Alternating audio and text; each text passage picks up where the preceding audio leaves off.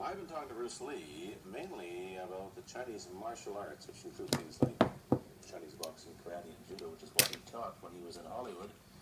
After he left the University of Washington, where he studied of all things philosophy, if you can believe that.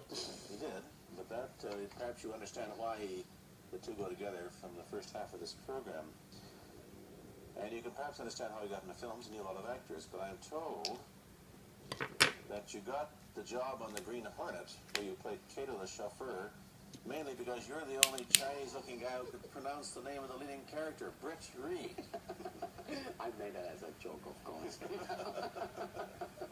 And it's a heck of a name, man. I mean, every time I said it, at that time, I was super conscious.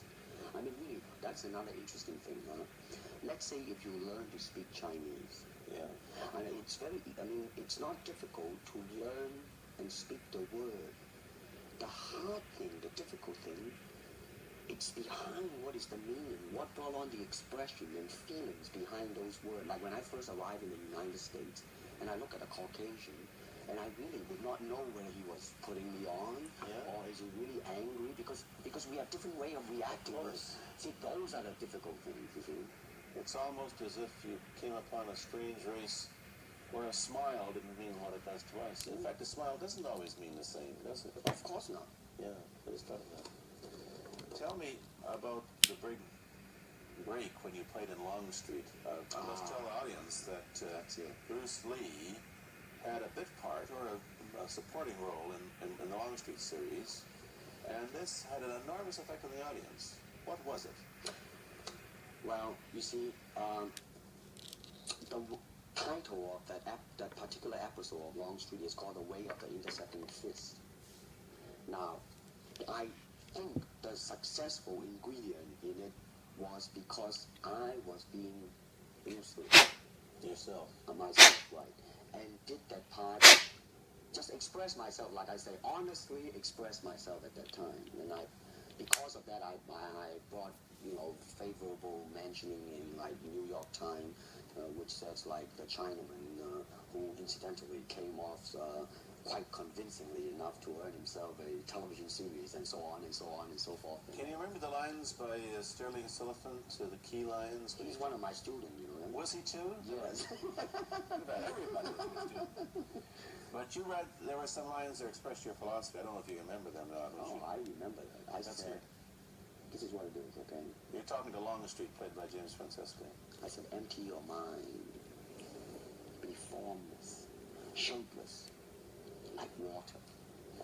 Now you put water into a cup, it becomes the cup. You put water into a bottle, it becomes the bottle. You put in a teapot, it becomes the teapot. Now water can flow, or it can crash. Be water, my friend. Like that, isn't it? Oh, I see. I get the idea. I get the power behind it. So, now, two things have happened. First, there's a very good chance that you'll get a TV series in the States called The Warriors, in which you use what? The martial arts in a Western setting?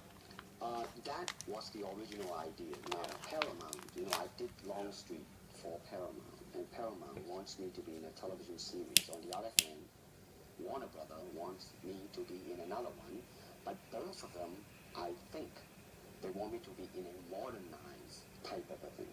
And they think that Western idea is out. But you want to do the Western, eh? Because you see, I mean, how else can you justify all these punching and kicking and violence except in the period of the West? I mean, in nowadays, you don't go around on the street kicking people or punching people. Because if you do, that's it. I don't care how good you are, But this is true also of the Chinese dramas, which are mainly costume dramas. They're all full of blood and gore over here. Oh, you mean here? Yeah. Well, unfortunately, you see, I hope that the picture I am in would either explain why the violence was done, whether right or wrong or whatnot. But unfortunately, the pictures, most of them here, are done mainly just for the sake of violence. You know what I mean? Like, fighting for 30 minutes, get stabbed 50 times. But I'm fascinated. Give me your microphone, Brian. I'm fascinated that you came back. I am a martial artist. You came back to Hong Kong on the verge of success in Hollywood and full of it, and suddenly, on the strength of one picture, you become a superstar. Everybody knows you. You have to change your phone number. You get mobbed in the streets. Now, what are you going to do? Are you going to be able to live in both worlds? Are you going to be a superstar here, or one in the States, or both? Well, let me say this. First of all, the word superstar really turned me off, and I'll tell you why. Because the word star, man, is an illusion. It's something what the public calls you. You should look upon oneself as an actor, man. I mean, you would be very pleased if somebody say, "Hey, man, you are a super actor." It is much better than, superstar. Yeah, you've got to admit that you are a superstar. If you're going to give me the truth. I am now. I'm honestly saying this, okay? Yes, I have been very successful. Yeah. Okay, but I think the word star I do not look upon myself as a star. I really don't. I mean, believe me, man, when I say, I'm not saying it because What are you going to do? Let's get back to the question. Okay. Are you going to stay in Hong Kong and be famous? Are you going to go to the United States and be famous? Or are you going to try and eat your cake and have it too? I am going to do both because, you see, I have already made up my mind that in the United States, I think something about the Oriental, the true Oriental should be shown. Hollywood sure as heck hasn't. You better believe it, man. It's always the pigtail and bouncing around, chop, with the eyes slant and all that. And I think that's very, very out of.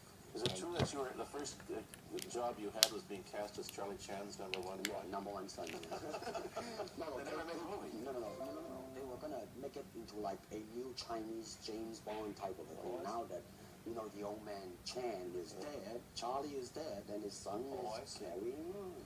But they didn't do that. No. Bad man came along, you see, and then everything was started to be going.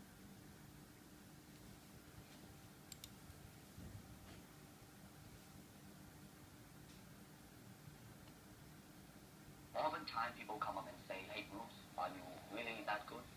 I said, "Well, if I tell you I'm good, probably you will say I'm boasting. But if I tell you I'm no good, you know I'm lying." All right, going back to being truthful with you. Let's just put it this way.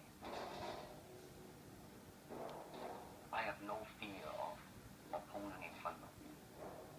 That I'm very self-sufficient. They do not bother me. And that should I fight? Should I do anything? I have made up my mind, and that's it, baby.